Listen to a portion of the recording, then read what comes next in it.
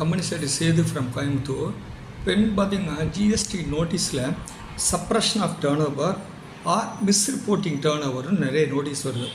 Suppose April 25 சொன்னதை சொல்ல வேண்டிய டேர்ன் ஓவரை மிஸ்டு டேர்ன் ஓவரை நம்ம ஜூன் ஜூலையில் நான் டேக்ஸ் ஆடிட் போது தான் கண்டுபிடிக்கிறோம்.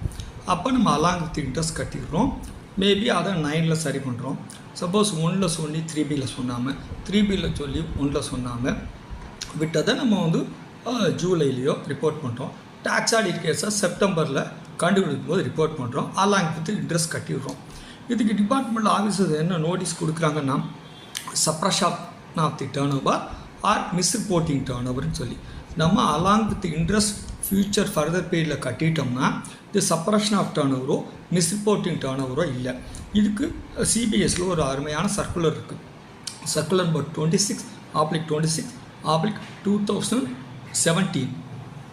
அதில் என்ன சொல்கிறாங்கன்னா டேட்டட் 29/12/17 அதாவது ஃப்யூச்சரில் சப்ஸ்கிரைன் ரிட்டர்ன்ஸில் அந்த அமௌண்ட்டை நம்ம சொல்லிட்டோம் அப்படின்னா அது வரவே வராது. சப்ரஷன் சொல்ல முடியாது, மிஸ்ரிப்போர்ட்டிங் சொல்ல முடியாதுங்க கிளியராக சொல்லியிருக்காங்க.